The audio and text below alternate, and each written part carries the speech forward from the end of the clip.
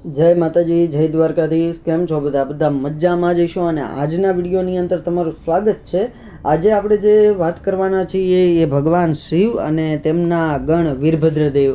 આમ જોવા જઈએ તો ભગવાન શિવના ગણ તો કેટલા બધા છે, પણ એમાંથી ક્રોધાવેશની અંદર આ વીરભદ્રદેવની ઉત્પત્તિ થઈ છે, જે ભગવાન શિવના ગણ છે. તો ચાલો વિડીયોમાં આગળ વધીએ. જોઈએ પહેલાં તમને વિડીયો સારો લાગે તો વિડીયોને લાઇક કરી દેજો, શેર કરી દેજો અને ચેનલને સબસ્ક્રાઈબ કરવાનું ના ભૂલતા. તો ચાલો હવે આપણે વિડીયોમાં આગળ વધીએ.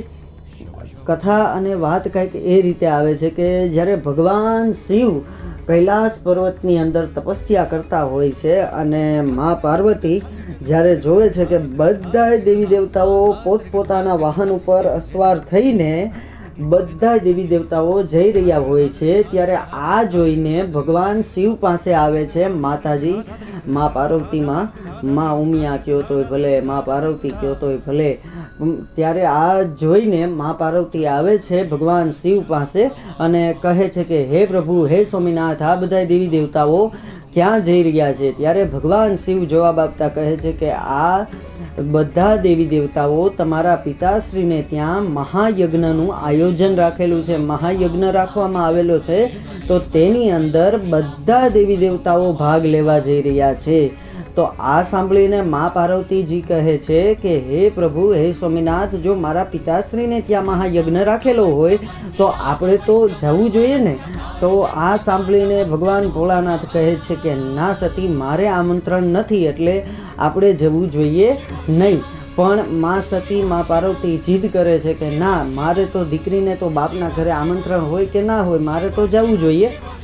તો ભગવાન ભોળાનાથ કહે છે કે તો તમારે જવું હોય તો જાઓ, પણ સાથે નંદીજીને લેતા જજો. એટલે ભગવાન શિવ નંદી મહારાજને અને મા સતી જ્યાં જાય છે દક્ષ પ્રજાપતિને ત્યાં, તેમના પિતાશ્રીને ત્યાં મહાયજ્ઞ રાખેલો હોય છે, તો જ્યાં જાય છે ત્યાં જોવે છે કે બધા દેવી દેવતાઓનું સ્થાન છે, બધા ભગવાનોનું સ્થાન છે, પણ ભગવાન ભોળાનાથનું ક્યાંય સ્થાપન દેખાતું નથી.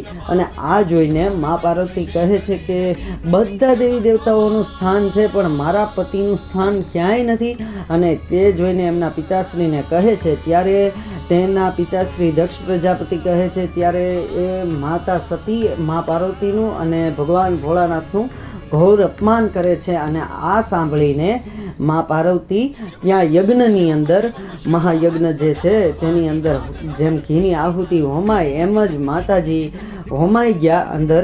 અને આ વાતની જાણ ભગવાન શિવને, કૈલાસની અંદર બેઠા હતા ભગવાન શિવ તપસ્યામાં, અને ત્યાં આ વાતની જાણ થાય છે. અને આ સાંભળીને ભગવાનનું ત્રિશૂળ અને ડમરું ડમ ડમ ડમ ડમ બાજવા માંડે છે અને ભગવાન ભોળાનાથ તાંડવ કરે છે અને તેમની જટા પછાડીને ત્યાંથી વીરભદ્રદેવની ઉત્પત્તિ થાય છે. તેમની જટા પછાડે છે અને એ જટાની અંદરથી જે દેવ છે વીરભદ્રદેવ, જે એમના ગણ, તેમની ઉત્પત્તિ થાય છે. અને કહે છે ભગવાન શંકર કે હે વીરભદ્ર, જાઓ દક્ષ પ્રજાપતિના યજ્ઞનો નાશ કરો. અને વીરભદ્રજી કહે છે કે જેવી પ્રભુ તમારી, કે હું જ શિવની અંદર વાસ કરું છું અને શિવ મારી અંદર વાસ કરે છે. ત્યારે આ સાંભળીને દક્ષ પ્રજાપતિ કહે છે કે હે પ્રભુ, મારી રક્ષા કરો, મારી રક્ષા કરો. ત્યારે શ્રી હરિનારાયણ કહે છે કે હા, હું તો વચનથી બાધ્ય છું, એટલે એટલા માટે હું તો તમારી રક્ષા કરવા માટે મારું કર્તવ્ય કરીશ. તે કહીને ભગવાન વીરભદ્રદેવને અને મા ભદ્રકાલી માને રોકવા માટે ભગવાન શ્રી હરિનારાયણ તેમનું સુદર્શન ચક્ર હાથે ધરે છે અને અટકાવવાનો પ્રયાસ કરે છે. પણ ત્યાં તો ભગવાન શંકર કહે છે કે હે નારાયણ, તમારો આ સંઘારથી તમારો કોઈ સંબંધ નથી, એટલા માટે તમે અવરોધ ના બનો. આ સાંભળીને ભગવાન વિષ્ણુ પણ વૈકુંઠની અંદર ચાલ્યા જાય છે અને બધા દેવી દેવતાઓ તેમનું સ્થાન છોડીને તેમના નિવાસ સ્થાને વયા જાય છે અને આ યજ્ઞનો નાશ કરે છે. અને ભગવાન વીરભદ્ર દાદા, જે વીરભદ્રદેવ છે, તે દક્ષ પ્રજાપતિના યજ્ઞનો નાશ કરે છે અને દક્ષ પ્રજાપતિના મસ્તકને ધડથી અલગ કરે છે. અને ત્યાર પછી તો ભગવાન શિવ આવે છે અને માં સતીનું જે ખોળિયું છે, જે શરીર છે, તેને લઈને ભગવાન શિવ તાંડવ કરે છે. પણ ત્યાર પછી તો પૃથ્વીનો નાશ થઈ રહ્યો છે અને જ્યારે ભગવાન ક્રોધની અંદર તાંડવ નૃત્ય કરી રહ્યા છે, માં સતીનું શરીર તેમના હાથની અંદર હોય છે અને ભગવાન શ્રી હરિનારાયણ ત્યારે તેમના સુદર્શન ચક્રથી તે માં સતીના શરીરના સુદર્શન ચક્રથી ટુકડા કરે છે અને જ્યાં જ્યાં ટુકડા પડે છે ત્યાં પૃથ્વીની અંદર તે જગ્યા માતાજીની શક્તિપીઠ તરીકે ઓળખાણી છે. તો આ કંઈક હતી આ વીરભદ્ર દેવની ઉત્પત્તિ. તો વિડીયો તમને સારો લાગ્યો હશે તો વિડીયોને લાઈક કરી દેજો, શેર કરી દેજો અને ચેનલને સબસ્ક્રાઈબ કરવાનું ના ભૂલતા.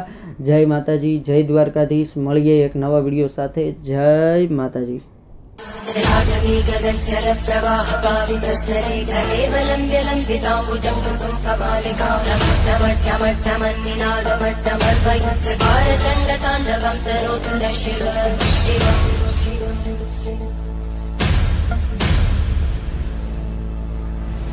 जटाजटाः संभ्रमं भ्रमन्ति